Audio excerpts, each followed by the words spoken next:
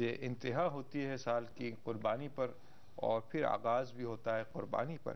یہ جو بات ہے قربانی کی یہاں پر کہ کچھ تھوڑا سا مال جو ضرورت سے زائد ہو وہ قربان کر دیا جائے، یا کوئی ایک دمبا، کوئی ایک چیز اللہ کی راہ میں ذبح کر دی جائے، یہاں تو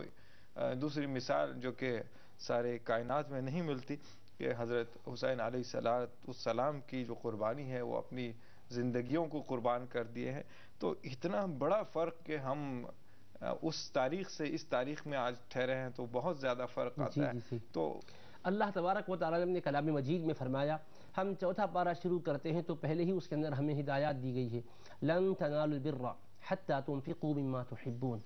ہرگز تم نیکی کو پا نہیں سکتے، اجر و ثواب کے حقدار نہیں بن سکتے جب تک کہ اپنی محبوب چیز کو اللہ کی راہ میں خرچ نہ کر ڈالو۔ یہاں دیکھیے اللہ نے مال کا ذکر کیا، نہ یہاں کوئی خاص شے کا ذکر کیا۔ مما تحبون فرمایا جس کو تم پسند کرتے ہو، جب تک کہ اپنی پسند کی چیز راہ خدا میں لوٹا نہ ڈالو اللہ کے پاس تم مقبول نہیں بن سکتے، اجر و ثواب کے حقدار نہیں بن سکتے۔ تو مما تحبون پر نظر ڈالیں، انسان کے لیے کون سی چیز محبوب ہے؟ ہر آدمی کو سب سے پہلے اس کی جان عزیز ہے، اپنے بال بچے اس کو عزیز ہے، اپنا گھر بار اس کو عزیز ہے، اپنا وقت بھی اس کے پاس بڑا عزیز ہے، مال و متاع بھی عزیز ہے۔ تو ہم ان عزیز چیزوں کو اللہ کی رضا کے لیے قربان کریں۔ تو قربان کرنے کا یہ مطلب ہی نہیں کہ قربان گاہ میں لے جائیں اور سب پر چھری چلا ڈالیں، یہ ہرگز مفہوم نہیں ہے۔ جہاں چھری چلانے کی بات ہے وہاں پر چھری چلانا کا مسئلہ ہے، جیسا کہ ذی الحجہ کے مہینے میں قربانی کے طور پر ہم نے کر لیا، یہ ہر سال ہم کرتے ہی آتے ہیں، لیکن اصل روح کیا ہے؟ امام حسین کی قربانیاں بھی کیا ہمیں درس و پیغام دے رہی ہے؟ اللہ تبارک و تعالیٰ نے فرمایا لن ینال اللہ لحومها ولا دماؤها،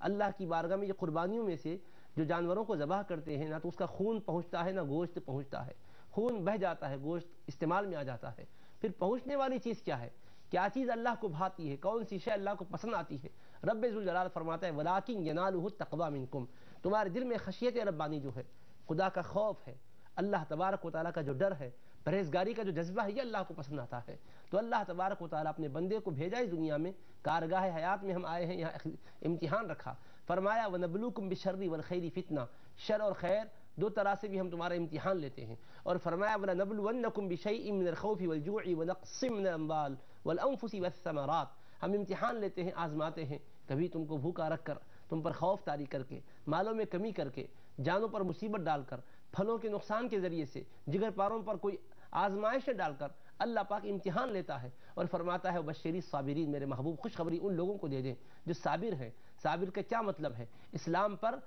اسلام کے حوالے سے مصیبت آئی تو مصیبت پر جمے رہنا یہ حقیقی صبر کی علامت ہے۔ اور آج ہم اپنے گریبان میں جھانک کر دیکھیں، خود اپنے آپ کا جائزہ لیں، سراپا کو اپنے دیکھ لیں، کہاں اسلامی تعلیمات ہے اور کہاں ہمارا وجود ہے، ہم اس سے بالکل اکثر دور ہوتے جا رہے ہیں۔ تو قربانی کا حقیقی مفہوم یہ ہے کہ بندہ ہر لمحہ رضائے حق کا طلبگار بن کر اپنی زندگی گزارے، ہر لمحہ اس کی سوچ اللہ کو راضی کرنے کی ہو۔ آج اسلامی تعلیمات سے اتنے نابلد ہم ہو چکے ہیں، بنیادی عقائد کا ہمیں علم نہیں ہے، فرائض دینیہ سے بالکل غافل ہوتے جا رہے ہیں، حتیٰ کہ عبادات و طاعات کے معاملے میں جو ہم کر رہے ہیں ایک روزانہ کے معمولات کے بطور کر رہے ہیں، حقیقی روح جو ہونی چاہیے، خداوند قدوس سے جو ربط و تعلق ہونا چاہیے، اس کے ذریعے سے جب ہمارے اندر جو انقلاب آنا چاہیے، شخصیت کی جو تعمیر ہونی چاہیے، آج ہم خود جائزہ لیں تو یقیناً اس کی تعمیر نہیں ہو پا رہی ہے۔ اللہ پاک نے فرمایا حبیب پاک کی زبان سے قل ان صلاتی ونسکی ومحیایا ومماتی للہ رب العالمین، میرے محبوب آپ کہہ دیجئے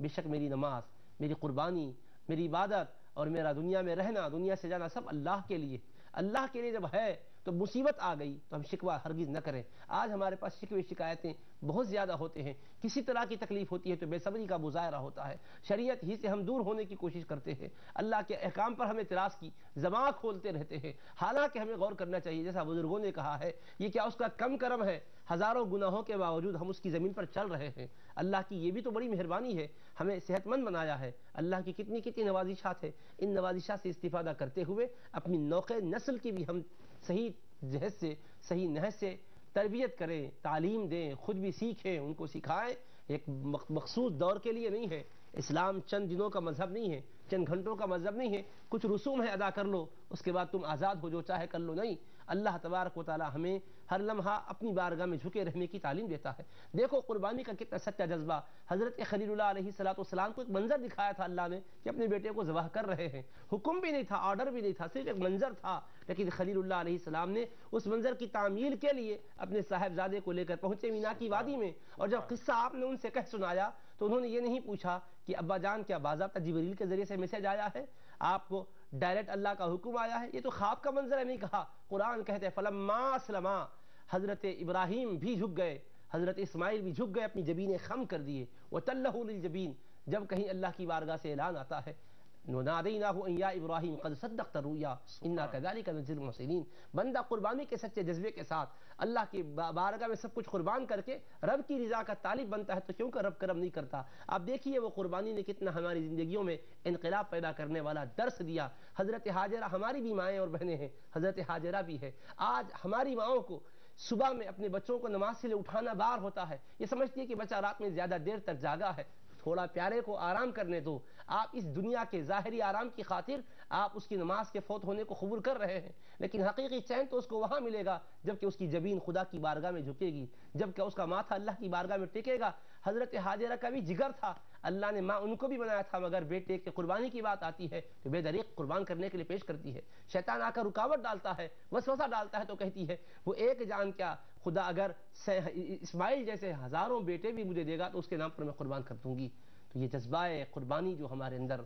فروغ پانا چاہیے، آج یہی کمزور ہوتا جا رہا ہے۔ اور سوچئے گا میدان کربلا میں امام علی مقام اپنے خانواد عالیہ کے ساتھ پہنچے، جس میں شیرخوار حضرت علی اصغر بھی ہے رضی اللہ عنہ، امام زین العابدین ہیں، ہر قسم کے افراد آپ کے ساتھ ہیں، مستورات ہے، مخدرات ہے، اہل بیت اطہار کی بات کیا تھی؟ باطل کو قبول کرنا تھا۔ چند لمحے کے لیے اگر آپ ہاں میں ہاں ملا دیتے، دنیاوی اعتبار سے تخت و تاج مل جاتا تھا، عیش و عشرت کی طرب و سرود کی زندگی مل جاتی تھی، لیکن آپ نے اس کو قربان کر دیا۔ آپ نے کہا نہیں، ناموس رسالت،